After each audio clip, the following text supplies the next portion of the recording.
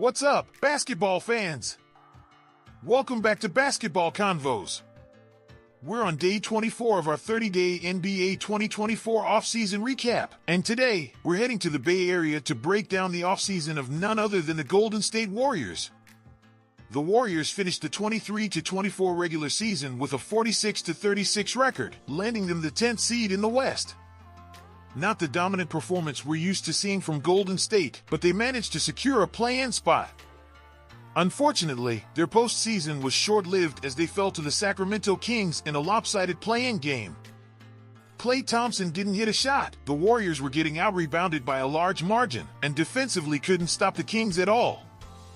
A tough ending to the season, and it also led to some dramatic changes in the offseason. The biggest loss this offseason for the Golden State perhaps was Klay Thompson leaving the franchise, which he stayed for 13 years. After years of being a key piece in their dynasty, Klay left for the Dallas Mavericks. It's the end of an era that features Stephen Curry, Draymond Green, and Klay Thompson. But their moments would forever be valued. Would the departure of Klay shrink the outside spacing for the Warriors? That would be something to find out. The Warriors also chose not to guarantee Chris Paul's huge contract, allowing him to later join the San Antonio Spurs. Chris Paul never had been a good pairing next to Steph, as the one-year experiment came to an end.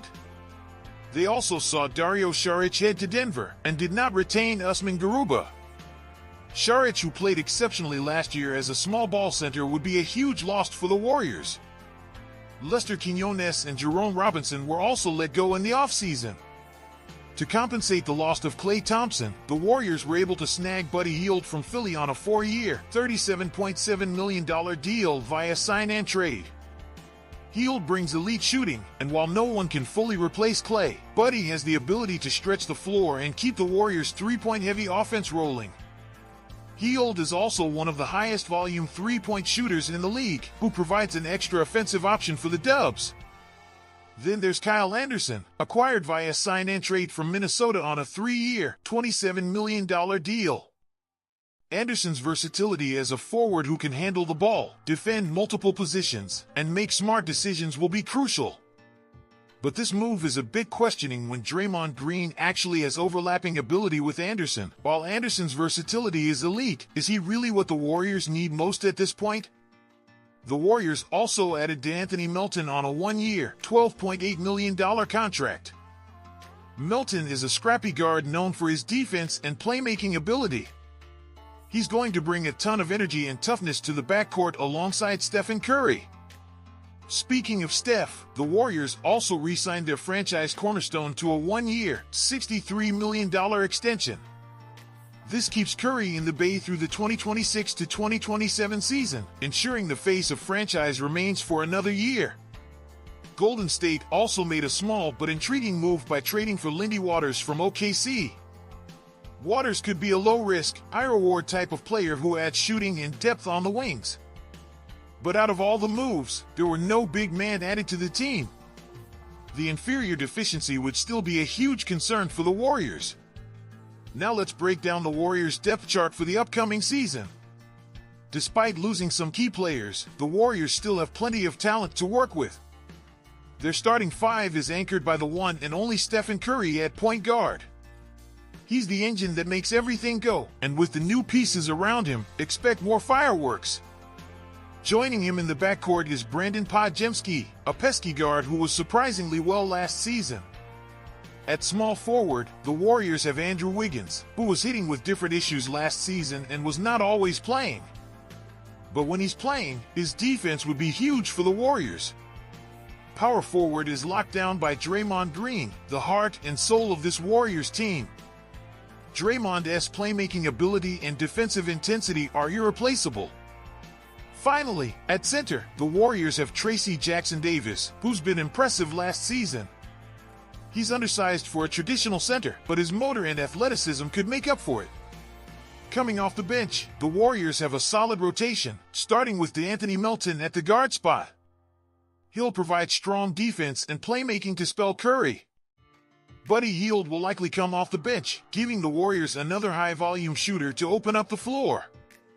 At the wings, they have Jonathan Kuminga, who hopes to get more playing time with his ability. But his style of play seems not to be something Steve Kerr flavors. Kyle Anderson will provide that all-important veteran presence and versatility of the bench. And at center, the Warriors still have Kevon Looney, the glue guy who can step into a starting role if needed. Finally, don't sleep on the guys like Gary Payton and Moses Moody. Payton's defense and Moody's scoring potential could give the Warriors bench the spark they need. But it would be tough for Steve Kerr to decide how to allocate the minutes between all these guards and wings. Looking ahead to next season, the big question is, did the Warriors do enough to fill the void left by Klay Thompson? Adding Buddy Hield gives them a proven shooter, but it's going to be tough replacing Klay's impact on both ends of the floor. Another key issue is the logjam of wing players. With Wiggins, Kuminga, and Moody all vying for minutes at the small forward spot, there's bound to be some roster shuffling. Could we see a trade to balance things out? And finally, size remains a concern. The Warriors didn't get much bigger this offseason, with Tracy Jackson-Davis and Kevon Looney both undersized for centers. This could be an issue when they face bigger teams in the West. There are lots of questions to be addressed for the Warriors. Steph Curry and Draymond Green are a year older and won't be able to single-handedly save this team.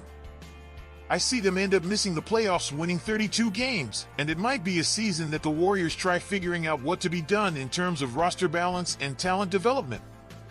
It would be hard to see them compete in the playoffs with how much the West have improved this offseason. And that's a wrap. What do you think about Golden State's offseason? Let me know your thoughts in the comments below. And don't forget to like, subscribe, and hit that notification bell for more episodes. This is Basketball Convos. Bye for now.